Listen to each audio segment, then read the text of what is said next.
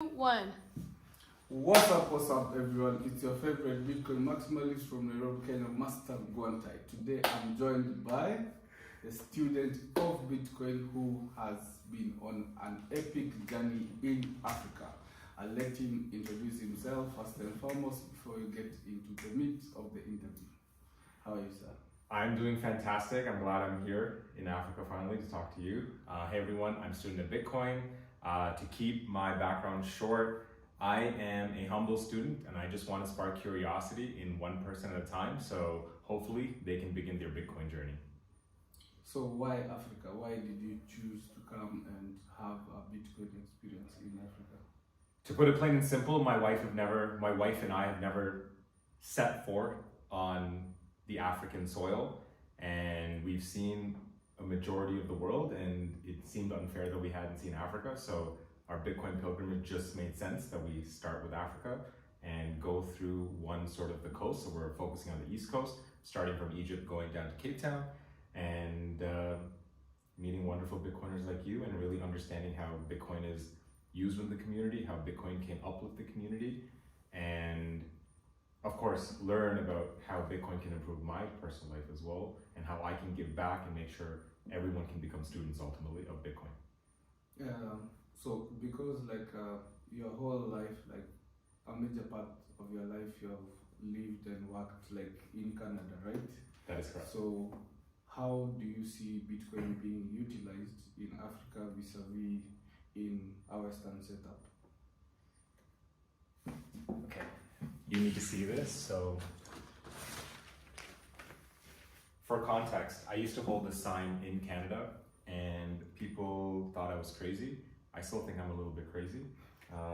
What I learned by holding this sign on the streets was North America is privileged with a lot of positive things, including infrastructure, the needs of meeting for the citizens, or meeting the needs for the citizens.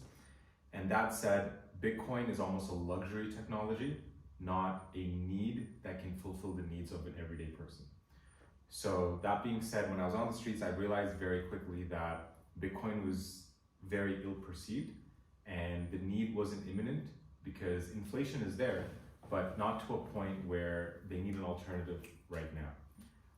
In Africa, however, I feel one Satoshi in Uganda is 2 Ugandan shillings. That's not the case in Canada, that's not the case in America.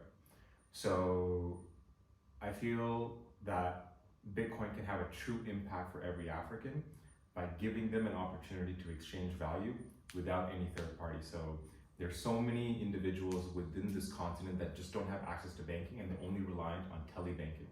Now, you don't even need telebanking. You're able to move money around even without the internet because you have Machankura, right? We don't have that solution outside of Africa. So I truly believe Africa is ripe for innovation in this monetary infrastructure. And I'm so excited that there's individuals like you here to just keep helping Bitcoin adoption grow. Yeah, so based on the African Bitcoiners you've met who are active in the space in regards to mining, education, onboarding, hosting events, meetups, trainings, what do you think they can do better to fast track Bitcoin adoption in Africa? So to fast track Bitcoin adoption, the first thing you obviously need is to understand or to help a common person understand Bitcoin. So you're obviously focusing on that by bringing Bitcoin to the local languages. So that's extremely important, is how do you bring Bitcoin to them in a language that they understand. So that's step one for sure. But the common question everyone always asks about when you're trying to explain Bitcoin is, how do I use it and how can I spend it? So yes, you can take the gold route, which is it's a saving technology. That's great. It is saving technology, we agree with that. But I feel to truly expedite adoption in Africa, educators like yourself just have to roll up their sleeves, go to the streets, and just help businesses start adopting. Because now when someone asks you, as you're sort of either sharing a video or you're in person, someone says, all right, G, how do I spend this? If you were able to say, yeah, just go to that barber there, or go to this restaurant here, go to this fruit juice here, and you can spend Bitcoin. That's an immediate connection that they can make, that, oh, this thing has value. I can go get something immediately. Yeah. Rather than saying, oh, it's internet money, you can spend it only on the internet, and people haven't accepted yet.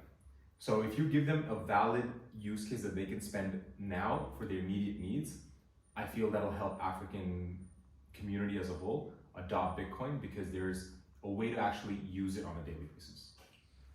So as a full-time Bitcoin content creator and educator, this segment is sponsored and powered by the Spirit of Satoshi platform. So it's all about getting 24/7 access to Bitcoin only education. So one of the things I'd like to know as a Bitcoin educator is what you think the platforms which enable people to utilize Bitcoin, such as BitNote, the platforms that you've used up until now, can do better to enable Africans, maybe on-ramp, off-ramp, based on their needs as per the countries you've been to? That's a loaded question, because we started in Egypt. It's illegal to touch Bitcoin there. Yeah. So let's not talk about that yet. Ethiopia, the money is extremely broken. Now we're in Kenya and Uganda. So the platforms that are all available, first, you need to be interoperable in the variety of countries. So let's take Bitcoin, for instance. They're in Nigeria and they're in Kenya. So if I'm in Uganda, what do I do? Yeah. Right? I need to find innovative solutions, like either find a Rachel, or I need to find Gorilla Sat, see if they have OTC. So being able to provide a service across Africa as a whole continent and not just focusing on certain countries will be an important step. But I understand there's regulations, there's rules, there's different bureaucracy in each region to have that technology flourish. So it's going to take some time. Aside from being able to serve multiple countries within Africa, platforms need to make Bitcoin easy to understand as well. So if I get on a platform, if there is no educational material to sort of at least lead me through what is Bitcoin, because you're going to do a video, someone downloads this platform. Now, unless they're actually listening to you speak every day, how does that individual actually continue their journey? So how do these platforms enable them to actually do that and be able to understand how do they continue their Bitcoin journey? And on-ramp, off-ramp also is another, like you said, how do you make that simple for someone to say, I'm going to put in my local currency, I'm going to get Bitcoin in return, or vice versa. And I'm a true believer, the businesses are the key to network effects. So if platforms can also enable businesses to accept it, that's also going to further adoption and create network effects, because platforms can focus on one individual at a time, but if they can get a business, they can impact 100, 1,000 individuals at a time. Yeah.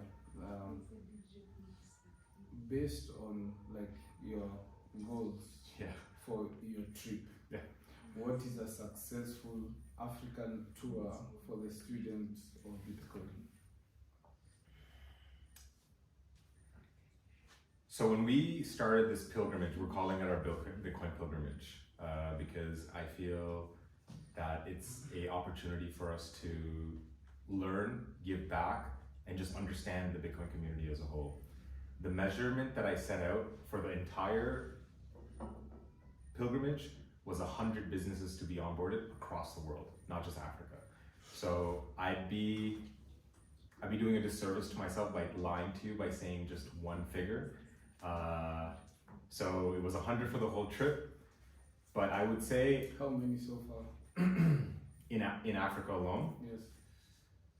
If you count Egypt, we're around 7, 8, but I mean, we've technically only landed in an area of Africa where it's legal for 3 days, 4 days.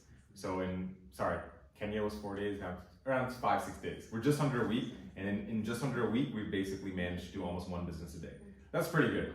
So if I'm here for 6 months, I don't know if I can keep up that cadence of almost 180 business. That's a little, I don't know, we'll see. But if we just say Africa, 50, 75, I don't really want to put a number yet. The goal is to just ensure we're having an interaction every day. I'm a believer that there's no orange pill because each individual starts their journey, and I have one interaction with the business, and they may just understand about Bitcoin, but it might take them a while to say, you know what, I'll accept it. So I just want to have as many Bitcoin interactions with as many businesses as possible, and then if they ultimately put like a Bitcoin acceptance sticker on, and then 100 people walk by and they say, what is that Bitcoin sticker? Can you tell me more? And the more they get those interactions with each customer, then Bitcoin will start moving. And if it starts moving, we'll ultimately get to what it was meant to do, which is a P2P electronic cash system. And if we can get there, we've done a good job.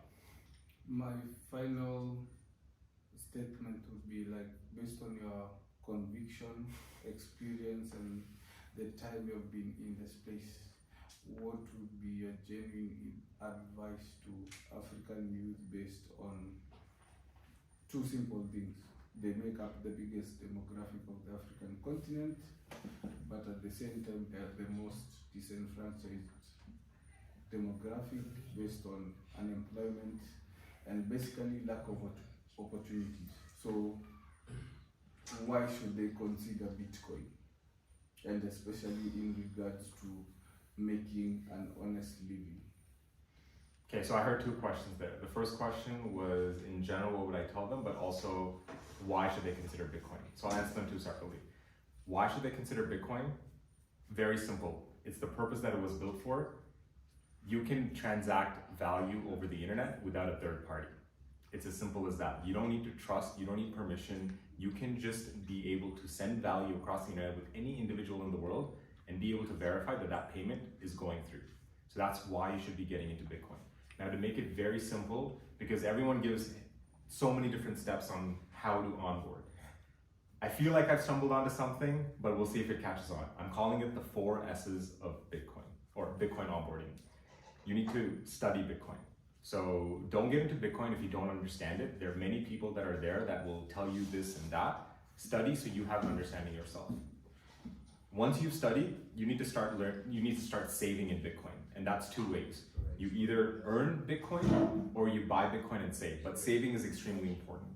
Once you save, you need to spend Bitcoin. Bitcoin needs to move for people to adopt. If you just hold on to Bitcoin, no one's going to see that Bitcoin and it's not going to move. So once you have saved a decent amount, go get a haircut with it. Go get a fruit with it. Get juice. Maybe go to a restaurant. Spend a little bit. And then the last part is you've gained a certain amount of knowledge, spread that information. Get other people on board. So to recap, the 4 S's: study Bitcoin, save through earning and buying, spend it, and spread that information. And hopefully if everyone can sort of go through that life cycle, we'll all get more Bitcoiners and more students of Bitcoin in the world. Specifically Africa, I know you meant that, but ultimately in the whole world. So for me, thank you very much for considering Africa to be a place you can visit and really go out of your way to teach people about Bitcoin. And as always, as we put it, hapa ni kazi tu, and wherever you have a question and MasterGuantai may be busy or the student of Bitcoin is traveling to a different country, you can always ask the Spirit of Satoshi AI. Cheers. Is that done?